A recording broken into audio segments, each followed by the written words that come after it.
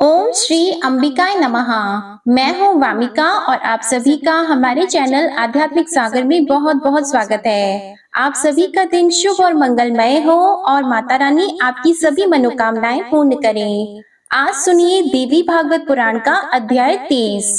श्री व्यास जी कहते हैं, निशुंभ महान पराक्रमी योद्धा था। मरना अथवा विजय पाना दो ही कार्य सामने है। ऐसा निश्चय करके वह मोर्चे पर देवी के सामने जाकर डट गया। सेना को साथ लेकर वह पर्याप्त प्रयास कर रहा था। दैत्यराज शुंभ युद्ध कला का पूर्ण विद्वान था। वह भी अपनी सेना के साथ दर्शक बनकर युद्ध भूमि में आ गया। उस समय युद्ध देखने के विचार से इंद्र सहित यक्ष समूह और संपूर्ण देवता आकाश में उपस्थित थे। मेघों ने उन्हें छिपा रखा था। निशुंभ ने युद्ध स्थल में पहुंचकर अपना धनुष उठाया और भगवती जगदम्बिका के ऊपर बाण बरसाना आरंभ कर दिया। वह दानव निरंतर बाण चला रहा था। भगवती चंडिका ने उसे देखकर श्रेष्ठ धनुष हाथ में ले लिया और वे उच्च स्वर से बार बार अट्टहास करने लगी। फिर काली को संबोधित करके बोली, अरे इन दोनों की मूर्खता तो देखो। आज ये दोनों मौत को गले लगाने के लिए यहाँ मेरे सामने उपस्थित हुए हैं। रक्त बीज महाभयंकर दैत्य था। उसका वध देखकर भी मेरी माया से मोहित होने के कारण ये विजय की आशा करते हैं। आशा में अपार बल है, तभी तो अंगहीन, निर्बल, नीच, निष्पक्ष और अचेत मनुष्य भी इसके प्रभाव से छूट नहीं सकते। काली, शुंभ और निशुंभ ये दोनों दानव आशा की मजबूत रस्सी में बंधकर युद्ध के लिए समर भूमि में आए हैं। अब मेरे द्वारा इनकी मृत्यु अनिवार्य है। इनकी जीवन की अवधि समाप्त हो चली है। प्रारब्ध की प्रेरणा से ये आ गए हैं और संपूर्ण देवताओं के सामने ही आज मैं इन्हें मार डालूंगी। व्यास जी कहते हैं, इस प्रकार कालिका से कहकर भगवती चंडी ने बाण उठाए और कानों तक खींचकर उनके द्वारा सामने खड़े हुए निशुंभ को ढक दिया। उस दैत्य ने अपने चमकीले बाणों से देवी के बाण काट डाले। फिर दोनों में परस्पर अत्यंत भयंकर युद्ध होने लगा। बलवान सिंह अयालों को झाड़ता हुआ सैनिकों को इस प्रकार पकड़ रहा था जैसे हाथी गन्ने को पकड़ रहा हो। सामने खड़े हुए दैत्यों को वह मतवाले हाथियों की भांति नखों और दांतों के प्रहार से तोड़ मरोड़ कर खा जाता था। जब यों सिंह द्वारा सेना चबा डाली गई, तब निशुंभ अपना सर्वोत्तम धनुष चढ़ाकर दौड़ा।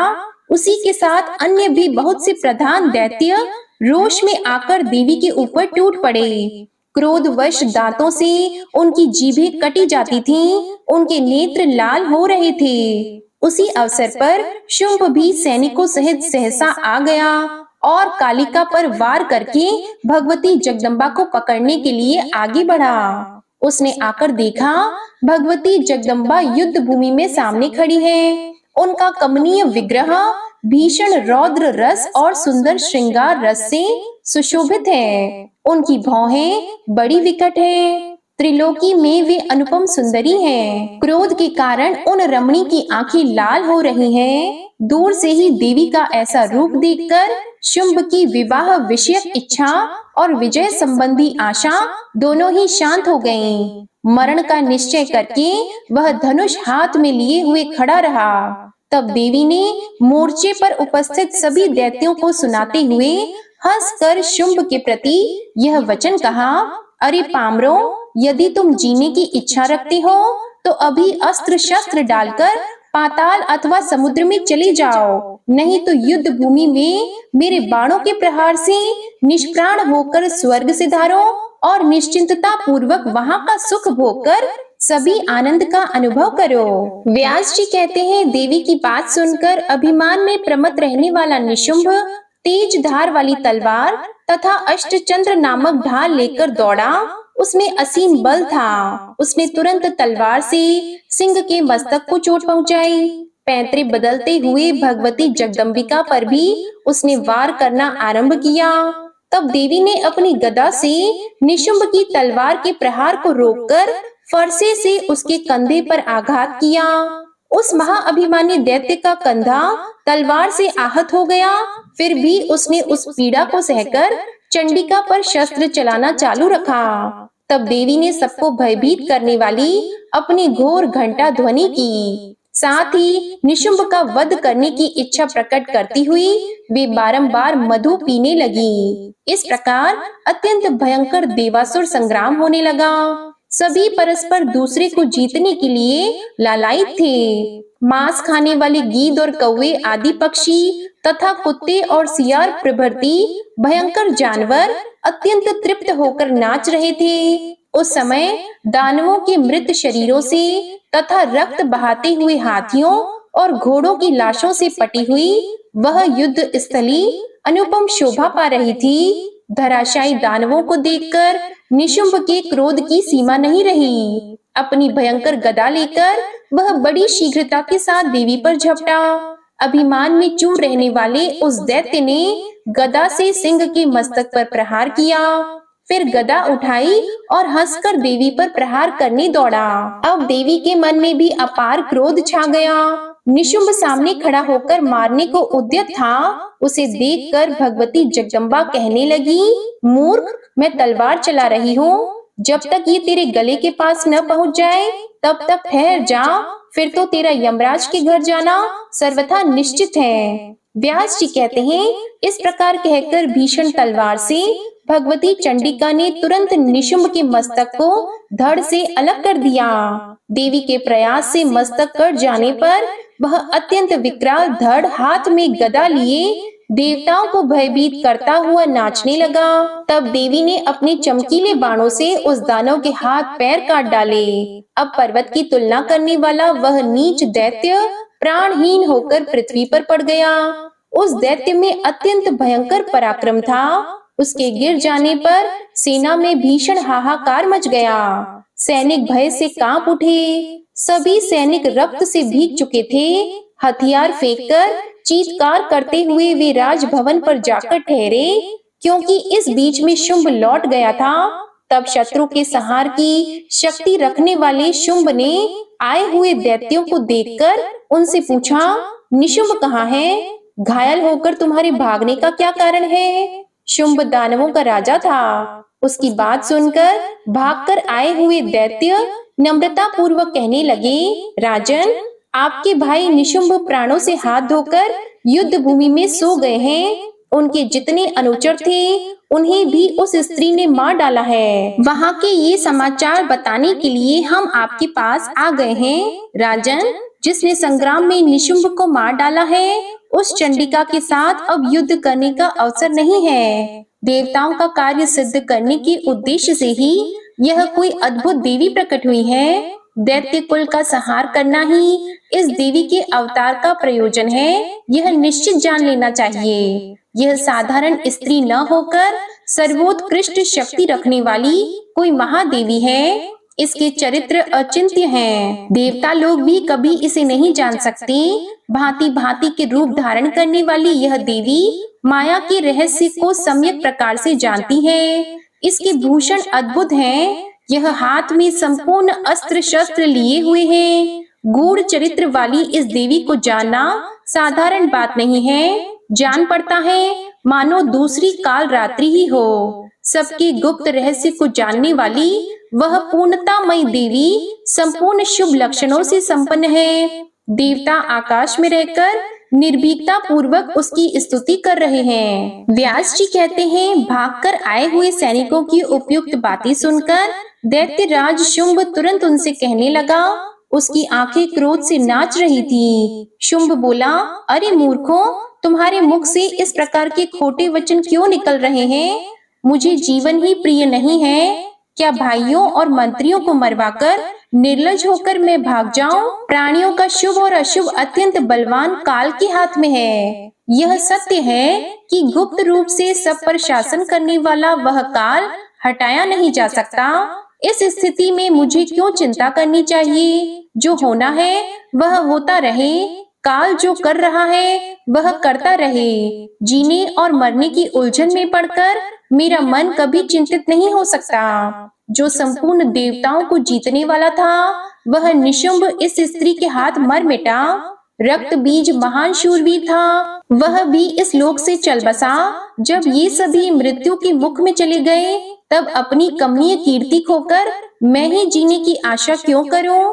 जगत की रचना करने वाले ब्रह्मा सर्व समर्थ हैं, परंतु जब उनके दोनों परार्थ समाप्त हो जाते हैं, तब स्वयं वे भी यह शरीर छोड़ देते हैं। ब्रह्मा के एक दिन में 1000 चतुर्युग समाप्त हो जाते हैं। अरे मूर्खों, देव की बनाई हुई यह मृत्यु एक पग भी इधर उधर नहीं हो सकती। फिर इस विषय में क्या चिंता है? बहुत जल्द मेरा रथ तैयार करो, मैं युद्ध भूमि में जाऊंगा। जय अथवा मरण जो भी काल को मंजूर होगा, वो मेरे साथ होगा। इस प्रकार सैनिकों से कहकर शुंभ तुरंत रथ पर सवार हुआ और हिमालय पर्वत के लिए, जहाँ भगवती जगदम्बा विराजमान थी, वहाँ चल दिया। उस अवसर पर हाथी, घोड़े, रथ और पैदल चलने वालों से सुसज्जित चतुरंगिणी सेना भी उसके साथ चल पड़ी। सभी नाना प्रकार के आयुध लिए हुए थे। उस पर्वत पर जाकर शुंभ ने भगवती जगदम्बा को देखा। उस समय सिंह पर सवारी करने वाली वे त्रिभुवन मोहिनी देवी एक परम सुंदरी स्त्री के रूप में विराजमान थी। संपूर्ण भूषण उनके शरीर को विभूषित कर रहे थे। सभी शुभ लक्षणों से वे सुशोभित थीं। देवता, यक्ष, गंधर्व और किन्नर आकाश में खड़े होकर उनकी स्तुति कर रहे थे। पारिजात के फूलों से उनका पूजन हो रहा था। देवी को देखकर शुंभ मोहित हो गया। मन ही मन वह सोचने लगा, अहो इसका रूप कैसा सुंदर है। अरे इसमें कैसी अद्भुत चातुरी है। सुकुमारता और धीरता, ये दोनों धर्म परस्पर विरोधी होने पर भी इसमें एक साथ विद्यमान है। अत्यंत पतले शरीर वाली यह सुकुमारी अभी अभी अपनी तरुण अवस्था पर पहुंची है, परंतु इस स्त्री का मन काम भाव से बिल्कुल शून्य है। यह एक विलक्षण बात दिखाई दे रही है। रूप में यह रति की तुलना करने वाली है। सभी शुभ लक्षणों से यह संपन्न है। क्या यह साक्षात अंबिका ही तो नहीं है, जिसके द्वारा संपूर्ण महाबली दानव मारे जा रहे हैं? इस अवसर पर मुझे कौन सा उपाय करना चाहिए जिससे यह मेरे वश में हो जाए? व्यास जी कहते हैं, इस प्रकार मन में विचार करके शुंभ ने अपनी धीरता को बनाए रखा। युद्ध करने के लिए कटिबद्ध होकर सामने खड़ी हुई देवी से उसने कहा, देवी युद्ध करो। प्रिय, इस समय तुम्हारा यह परिश्रम बिल्कुल व्यर्थ है। तुम बुद्धि से काम नहीं ले रही हो। अरे स्त्रियों के लिए यह धर्म कभी शोभा नहीं देता। स्त्रियों के नेत्र ही बाण है, भौहें ही धनुष का काम देती है, हाव भाव उनके शस्त्र हैं। विद्वान पुरुष भी उसका लक्ष्य बन जाता है। अपने अंगों को चंदन आदि से सजाना ही उद्योग है। मनोरथ ही रथ का काम करता है। धीरे धीरे मधुर वचन बोलना ही भेरी ध्वनि है, इसके सिवा अन्य कुछ नहीं। स्त्रियां इसके अलावा अन्य अस्त्र हाथ में लें, यह उनके लिए केवल विडंबना ही है। प्रिय, लज्जा ही तुम्हारा भूषण है। धृष्टता कभी तुम्हें शोभा नहीं देती। युद्ध की इच्छा करने वाली श्रेष्ठ नारी कर्कशा के समान दिखाई पड़ती है। इस समय यह कालिका और दूसरी स्त्री चामुंडा, ये ही तुम्हारी बुद्धिदात्री हैं। बीच बीच में चंडिका भी तुम्हें उपाय बताया करती हैं। रूखी बोली बोलने वाली शिवा तुम्हारी सेवा में रहती हैं। सभी प्राणियों में भयंकर सिंह तुम्हारा वाहन है। भामिनी, यदि तुम्हें युद्ध ही अभीष्ट हो तो विकराल रूप धारण कर लो, जिसके लंबे होठ हो, नखों में कुरूपता भरी हो, शरीर की कांति धूमिल हो, भयानक मुख हो, दांत कुरूप हो और बिल्ली की आंखों के समान पिंगल वर्ण की भयानक आंखें हो। ऐसा वेश बनाकर युद्ध भूमि में तुम स्थिरता पूर्वक खड़ी हो जाओ। साथ ही तुम्हारे मुख से वचन भी कठोर निकलने चाहिए, तब मैं युद्ध में तत्पर होऊंगा। युद्ध में रति की तुलना करने वाली मृगलोचने, तुम जैसी सुंदरी स्त्री को सामने देखकर युद्ध में प्रहार करने के लिए मेरा हाथ नहीं उठ रहा है। व्यास जी कहते हैं, जन्मेजय, शुंभ काम से व्याकुल होकर यूं बक रहा था। उसे देखकर भगवती जगदम्बा मुस्कुराकर यह वचन कहने लगी। देवी ने कहा, अरे मूर्ख, काम के बाण से अपनी विवेक शक्ति खोकर क्यों व्यर्थ प्रलाप कर रहा है? मूढ़, तू कालिका अथवा चामुंडा के साथ ही युद्ध कर ले। मैं तो केवल देखने के लिए खड़ी हूँ। ये दोनों देवियां सम्रांगण में तेरे साथ लड़ने के लिए पूर्ण समर्थ हैं। तू अपनी इच्छा के अनुसार इन पर प्रहार कर, मैं तेरे साथ युद्ध करना नहीं चाहती। इस प्रकार कहकर भगवती जगदम्बा ने मधुर स्वर में कालिका से कहा, कालिके, तुम कुरूपा के साथ लड़ने की इच्छा वाले इस दैत्य को युद्ध में मार डालो। व्यास जी कहते हैं, कालिका स्वयं काल रूपिणी है। काल की प्रेरणा से ही उनका पधारना होता है। जगदम्बा की आज्ञा पाकर उन्होंने तुरंत गदा उठा ली और सावधान होकर वे मोर्चे पर डट गईं। अब दोनों में अत्यंत भयंकर युद्ध आरंभ हो गया। संपूर्ण देवता, महात्मा और मुनि ये घटना देख रहे थे। इसके बाद शुंभ ने गदा हाथ में लेकर उससे कालिका पर प्रहार किया। तब भगवती कालिका भी दैत्यराज शुंभ पर बारंबार गदा का प्रहार करने लगी। दानव का स्वर्णमयी चमकता हुआ रथ देवी की गदा से चूर चूर हो गया। चंडी ने रथ खींचने वाले गधे और सारथी के भी उसी क्षण प्राण हर लिए। अब क्रोध में भरा हुआ शुंभ विशाल गदा लेकर पैदल युद्ध करने लगा। उसके मुख पर प्रसन्नता की किरणें झलक रही थीं। उसने भगवती कालिका की छाती पर गदा चलाई। देवी ने गदा को रोक लिया और झट तलवार उठा ली। उससे शुंभ की बाईं भुजा को, जो चंदन से चर्चित एवं आयुध युक्त थी, शरीर से अलग कर दिया। उसका रथ टूट गया था, बाईं भुजा कट गई थी और रक्त से सर्वांग भीग चुका था। इस स्थिति में भी वह दैत्य गदा हाथ में लिए आगे बढ़ा और कालिका पर प्रहार करने लगा। तब देवी ने हंसते हंसते तलवार से उसकी दाहिनी भुजा भी काट डाली। बाजूबंद और गदा से सुशोभित उस भुजा को भी शरीर से अलग हो जाना पड़ा। अब वह दैत्य पैरों से मारने के लिए रोष पूर्वक आगे बढ़ा। देवी ने तलवार से तुरंत उसके पैर भी काट डाले। फिर तो बिना हाथ पैर के ही उस दानव के मुख से ठहरो ठहरो की आवाज निकलने लगी। भगवती कालिका को भयभीत करते हुए वह वेग पूर्वक लुढ़क कर चला। उसे आते देखकर कालिका ने कमल की भांति शोभा पाने वाले उसके मस्तक को झट से काट दिया। कंठ से रक्त की अजस्त्र धाराएं बहने लगी। मस्तक कट जाने पर वह शुंभ, जिसका शरीर पर्वत के समान विशाल था, वो जमीन पर पड़ गया। अब उसके प्राण शरीर से निकलकर तुरंत प्रयाण कर गए। उस समय शुंभ के मृत शरीर को देखकर इंद्र सहित संपूर्ण देवता भगवती चंडिका और कालिका की स्तुति करने लगे। सुखदायिनी वायु चलने लगी। दिशाओं में अत्यंत प्रकाश छा गया। होम करते समय अग्नि से पवित्र ज्वालाएं निकलने लगी। राजन, मरने से बचे हुए जितने दानव थे, उन्होंने भगवती जगदम्बा को प्रणाम करने के बाद अपने अस्त्र त्याग कर पाताल की यात्रा की। देवी का यह संपूर्ण उत्तम चरित्र मैंने सुना दिया। इसमें शुंभ आदि दानवों के वध और देवताओं के रक्षण का प्रसंग आया है।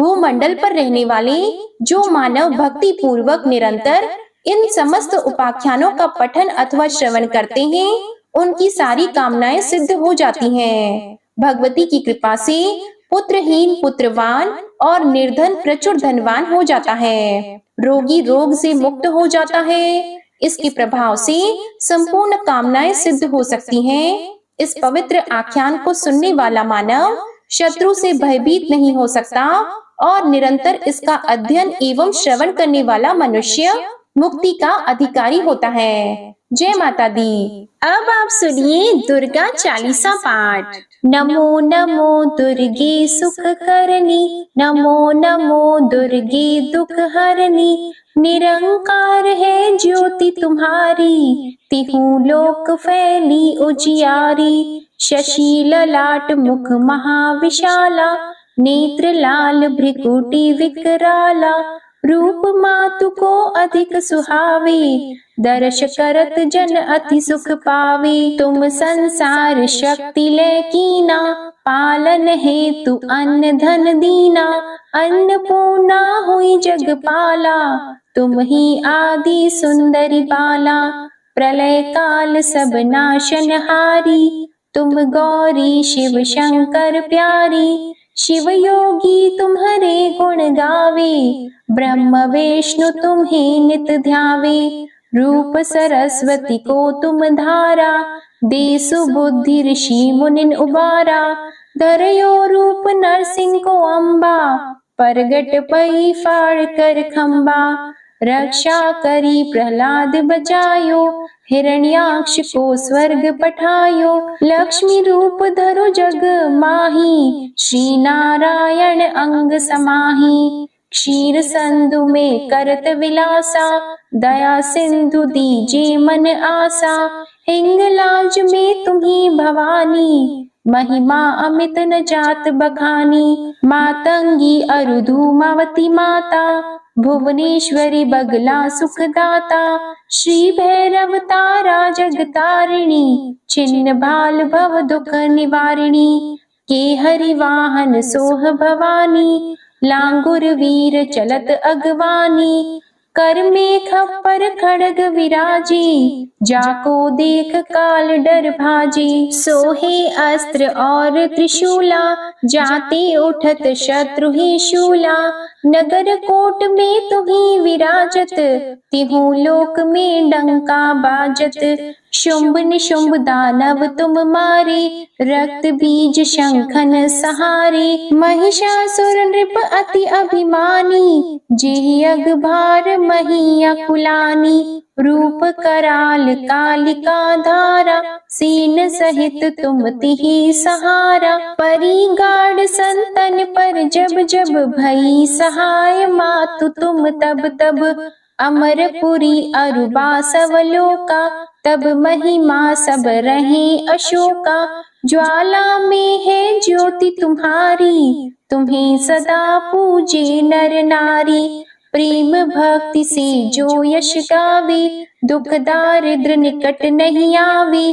ध्यावे तुम्हें जो नर मन लाई, जन्म मरणता को छुटी जाई। जोगी सुर मुनि कहत पुकारी, योग न हो बिन शक्ति तुम्हारी। शंकर आचारज तप कीनो, काम अरु क्रोध जित सब लीनो। निश दिन ध्यान धरो शंकर को, काहु काल नहीं सुमिरो तुमको। शक्ति रूप का मर मन पायो, शक्ति गई तब मन पछतायो। शरणागत हुई कीर्ति बखानी, जय जय जय जगदम्बा भवानी। भई प्रसन्न आदि जगदम्बा, दई शक्ति नहीं कीन विलंबा। मोको मातु कष्ट अति घेरो, तुम बिन कौन हरे दुख मेरो। आशा तृष्णा निपट सतावे, मोह मदादिक सब बिनशावे।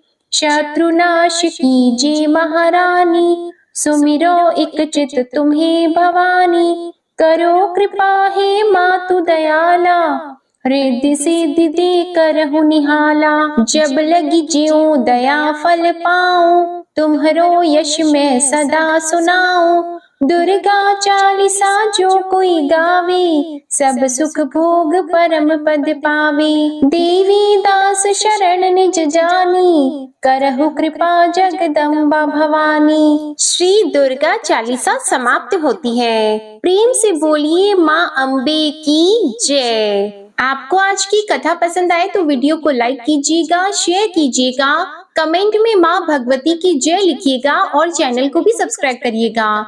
इसी के साथ आज आप हमारे चैनल पर दुर्गा अष्टमी की व्रत कथा और दुर्गा कवच का पाठ भी जरूर सुनिएगा। जय माता दी।